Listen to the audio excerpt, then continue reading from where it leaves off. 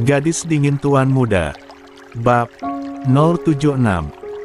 Seorang pria parubaya turun dari mobil mewah yang terparkir tepat di depan sebuah mansion megah. Dia langsung disambut oleh beberapa pekerja di sana. "Selamat datang Tuan Mando," sapa beberapa maid dan penjaga yang menyambut kedatangannya. Di mana Gutama?" tanya Mando pada pekerja di mansion Gutama. "Yah, Mando datang berkunjung ke mansion Gutama. Tuan ada di dalam Tuan Mando, beliau sudah menunggu." "Anda?" jawab salah satu di antara mereka. Ceklek. "Mando, kamu sudah datang," sapa Tuan Gutama baru keluar menyambut tamunya. "Ilya," jawab Mando. "Ya sudah, ayo masuk, kita bicara di dalam," ajak Tuan Gutama. Sebenarnya tadi Mando sudah ke kantor, tapi karena ada yang ingin dia bicarakan, dia menghubungi Gutama untuk bertemu. Kebetulan Gutama belum berangkat, jadi dia menunggu saja di rumahnya. Setelah sebagian pekerjaan Mando selesai, dia langsung ke mansion Gutama. Mereka masuk sambil berbincang. Sudah sangat lama Mando baru menginjakkan kakinya lagi di mansion Gutama. Mungkin sebelum dia memilih pergi ke luar negeri. "Rumahmu tidak banyak berubah," ujar Mando saat mereka berjalan menuju sofa ruang tamu. "Lia, Kinan tidak ingin banyak merubahnya, dia hanya mengganti perabot yang sudah rusak," jawab Tuan Gutama. "Oh iya, di mana Kinan? Sudah lama aku tidak melihatnya," tanya Mando saat tidak melihat perempuan yang sudah dia anggap seperti adik kandung. Setelah Amira pergi, hanya Kinan yang menjadi pengganti untuknya. "Dia masih di dalam, sebentar lagi keluar, mendengar kamu akan datang, dia senang sekali, mungkin lagi siap-siap untuk menyambut kakaknya," canda Gutama. Mereka tertawa bersama, sampai di sofa mereka langsung duduk. "Bisa aja kamu Gutama, aku juga sangat merindukannya. Hanya dia yang mampu mengobati rasa rinduku kepada Amira," ucap Mando. "Lia, dia juga sangat merindukan kamu." "Oh iya, kamu mau minum apa?" tanya Gutama mengalihkan pembicaraan, karena sang istri kadang suka menangis jika mengingat mendiang sahabatnya. Dia tidak ingin pertemuan mereka malah membuat sedih. "Apa saja," jawab Mando sekenanya. "Jadi kamu mau omongin apa? Sampai meminta aku tidak ke kantor dulu?" tanya Gutama. "Jadi," ucapan Mando terputus saat seseorang memanggilnya. "Kak!" Suara seorang perempuan mengalihkan dua laki-laki paruh baya itu. "Kinan," guman Mando menatap Kinan haru. Dia bisa melihat sang adik tampak masih cantik dan bahagia. "Kak, apa kabar? Aku sangat merindukan kakak." Kinan langsung menghambur ke dalam pelukan Mando, seseorang yang sudah memanjakan masa mudanya bersama Amira dulu. "Kakak juga merindukan kamu Kinan, gimana kabar kamu?" tanya Mando melepaskan pelukannya. Dia melirik Gutama. Dia hanya waspada, takut sikap posesif Algaskar turunan dari bapaknya. Sedangkan Tuan Gutama tidak bisa apa-apa, bahkan mereka jauh lebih dulu bertemu dibanding dirinya. Dia juga tahu Mando hanya menganggap Kinan sebagai adik sama seperti Amira. Kinan banyak cerita tentang kehidupan mereka bertiga. Mando tidak pernah membedakan antara Kinan dan Amira. Apapun yang dia belikan untuk Amira, pasti juga dia berikan untuk Kinan. "Aku baik kak, kakak apa kabar?" tanya Kinan balik. Dia tidak bisa menahan air matanya. Setelah sekian lama, dia akhirnya bisa bertemu dengan seseorang yang dulu sangat memanjakan dirinya. "Kakak juga baik, kakak senang kamu mendapatkan kehidupan yang lebih baik. Tidak seperti Amira yang harus menderita sampai akhir hayatnya, meninggalkan buah cinta yang begitu hebat," ujar Mando terlihat menahan air mata. Sedangkan Kinan kini sudah mengeluarkan air matanya. Sabar kak, kita semua juga terpuruk saat kepergian Amira, tapi sekarang dia punya anak yang sangat mirip dengan dia, cantik, ucap Kinan berusaha menenangkan Mando. Walaupun dirinya sendiri tidak bisa menahan kesedihan. Ilya, kakak minta maaf, harusnya kita melepas rindu bukan malah mengenang masa lalu yang bikin kita sakit lagi. Mando berusaha tegas. Sudah, lebih baik kalian duduk, minum dulu, baru kita lanjut lagi, Tuan Gutama berusaha menenangkan, terutama sang istri, dia membawa Kinan untuk duduk, lalu memberikan minum yang disiapkan oleh pelayan.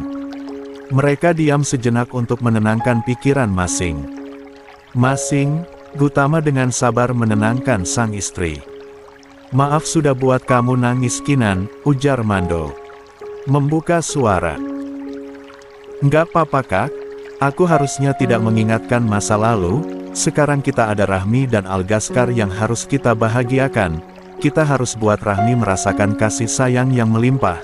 Amira menitipkan Rahmi sebagai pengganti yang tidak boleh kita sia-siakan untuk kedua kalinya, jelas.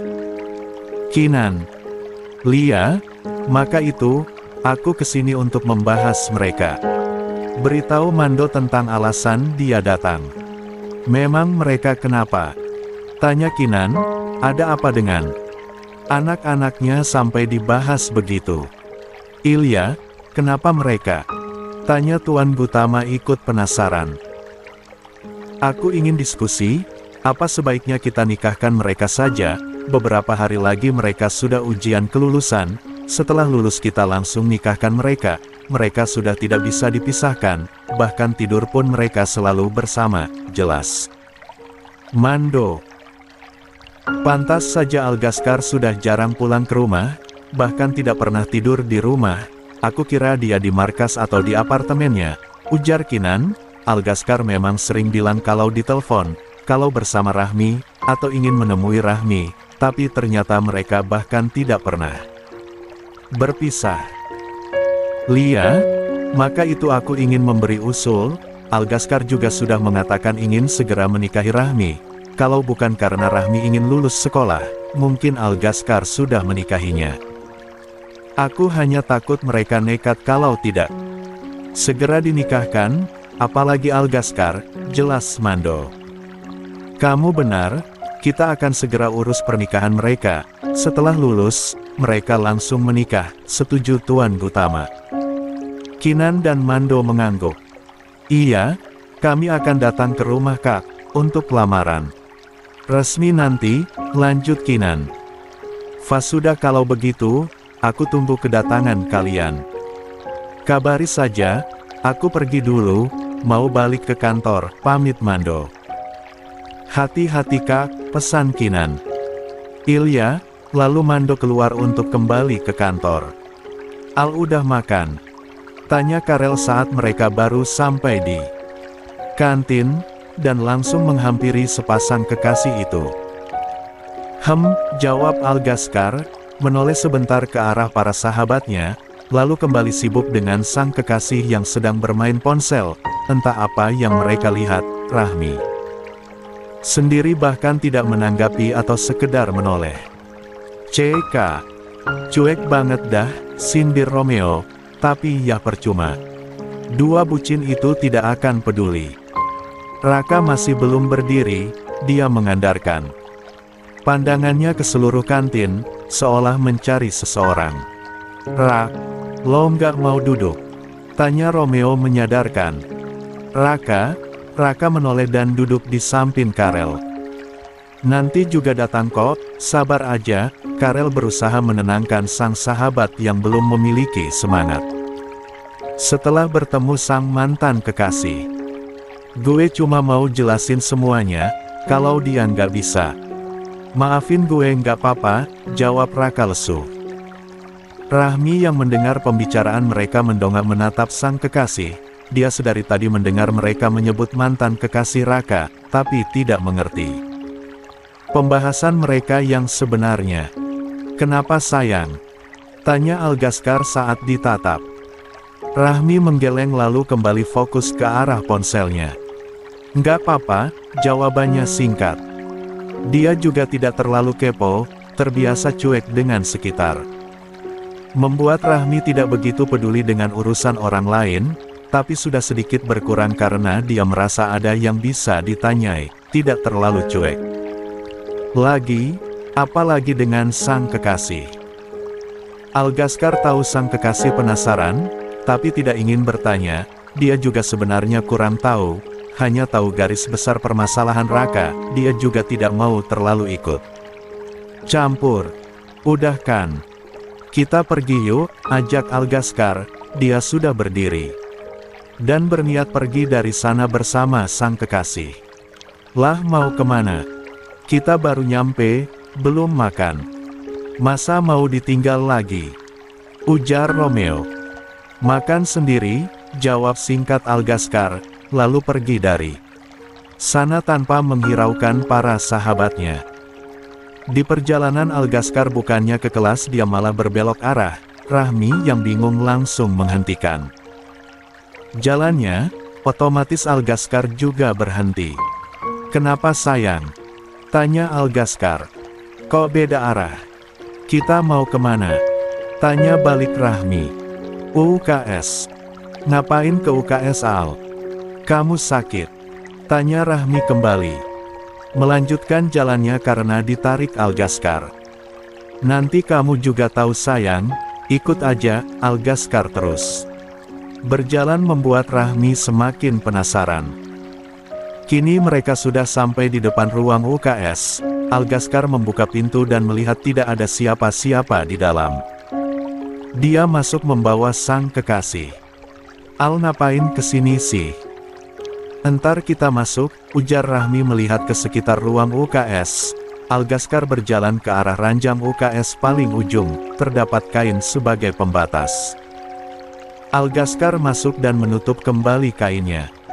Aku ngantuk sayang, mau tidur, Algaskar baru menjawab. Apa tujuan dia datang ke sini? Astaga Al, kamu ajakin aku ke sini buat tidur doang. Kaget Rahmi tidak percaya dengan kelakuan Algaskar. Aku ngantuk sayang, mending kamu temenin aku tidur, ajak Algaskar menarik Rahmi ikut naik ke atas ranjang kecil yang cukup hanya satu orang, sebenarnya kalau untuk satu orang cukup kebesaran, tapi kalau untuk dua orang pasti sempit. Al, ini kecil mana muat aku, ujar Rahmi menolak. Naik aja sayang, sini aku peluk, Algaskar langsung menarik Rahmi agar berbaring dan memeluknya erat. Oh, sempit, Rahmi tidak tenang karena terlalu sempit. Sayang jangan gerak terus dong, aku nggak bisa tidur. Ngantuk banget ini, tegur Algaskar kepada Rahmi yang terus bergerak. Sempit Al, aku bangun aja deh, kamu di sini aja aku.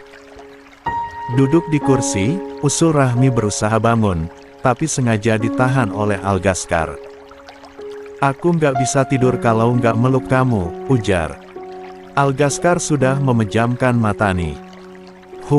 Rahmi menghela nafas sebentar, lalu ikut memeluk Algaskar agar dia tidak terjatuh.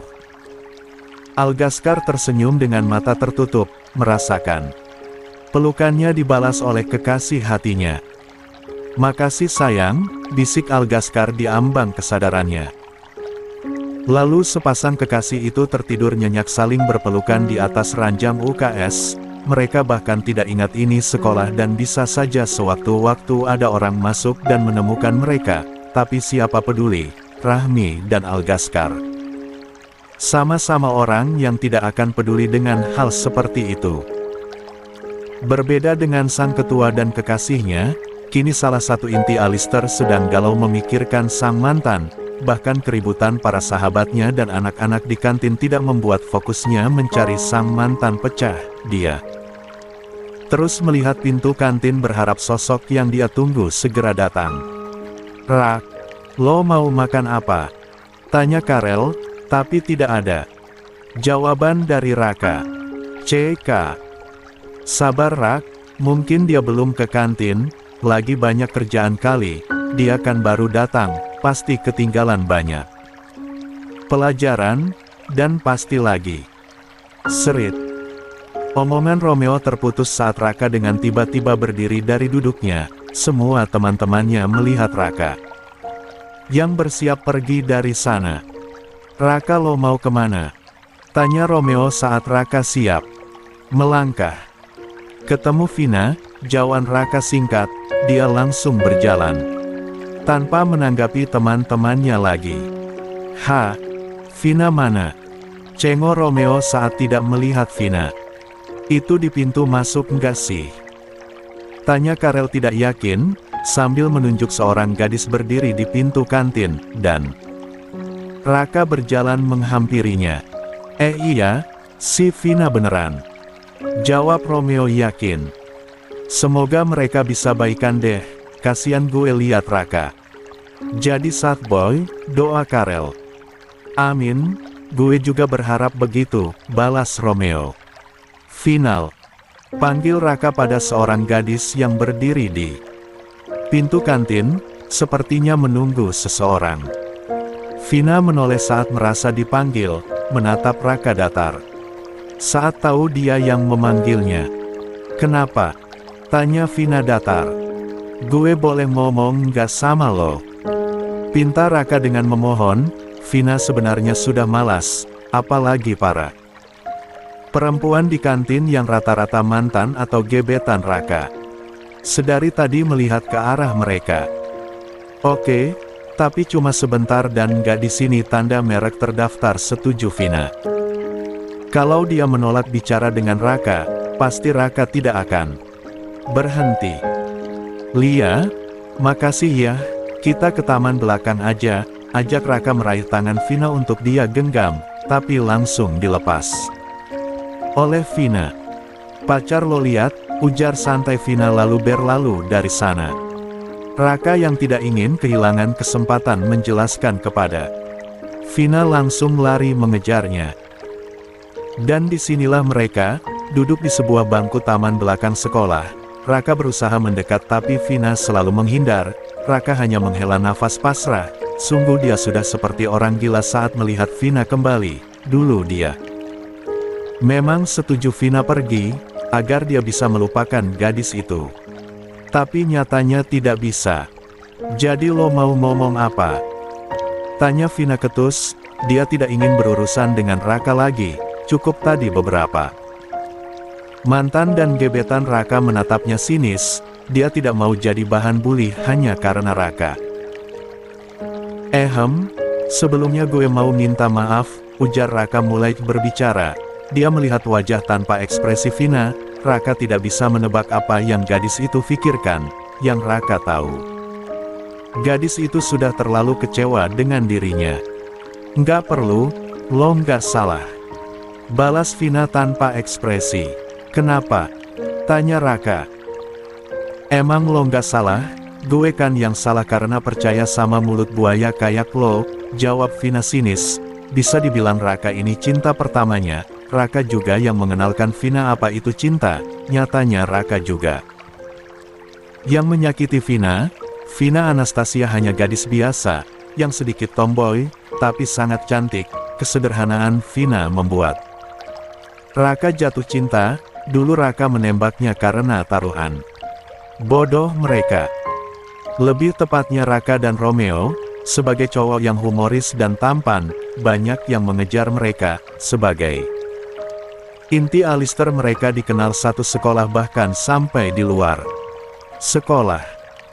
"Maaf Vin, gue bisa jelasin semuanya, ini nggak seperti yang lo pikirin," ujar Raka panik saat Vina seolah menyalahkan dirinya sendiri. "Sebenarnya apapun yang mau lo jelasin, nggak akan ngaruh, perasaan gue udah nggak ada buat lo, tapi gue nggak mau lo ganggu, dan dibully sama mantan-mantan lo, gebetan, dan pacar lo," timpal Vina seolah menegaskan pada Raka bahwa dia sudah tidak punya kesempatan lagi. Raka hanya tertunduk lesu. Dia tahu kesalahan yang dia lakukan tidak mungkin bisa Vina maafkan begitu saja, tapi Raka tidak akan menyerah. Vina adalah gadis yang berbeda. Vina baik dan tulus. Raka bisa merasakan itu. Berbeda dengan pacar atau mantan-mantannya, Mereka hanya ingin famous karena berhasil mendapatkan ahli It Alistair. Status dan kekayaan Raka membuat semua gadis ingin mendekatinya. Tapi berbeda dengan Vina, dia tidak melihat semua itu saat menerima dan menjalankan hubungan dengan Raka. Vina tulus, dia paling mengerti Raka, dan kesalahan Raka adalah menyanyiakan gadis sebaik Vina. Maaf udah jadiin lo bahan taruhan, gue emang salah, tapi itu sebelum gue sadar kalau gue sayang sama lo, gue mau perbaikin semuanya, kasih gue satu kesempatan lagi buat buktiin kalau gue tulus sayang sama lo, ujar Raka memelas. Baru kali ini seorang Raka memohon kepada seorang gadis, di saat mereka yang akan memohon untuk tidak diputuskan, tapi Raka tidak peduli. Kalau dia sudah bosan maka dia akan putuskan, dan tidak ada dalam kamusnya balikan dengan mantan. Dengan cara apa, lo mau buktiin kalau lo tulus, sedangkan semua orang tahu lo seperti apa Raka, kehebatan lo dalam menaklukkan perempuan. Lo lupa semua pacar-pacar lo, gebetan lo, dan mantan lo. Hampir satu sekolah. Terus menurut lo gue harus percaya dari mana? Balas Vina menatap Raka benci, bukan hanya karena dijadikan taruhan, tapi banyak hal yang membuat Vina tidak bisa percaya lagi dengan Raka.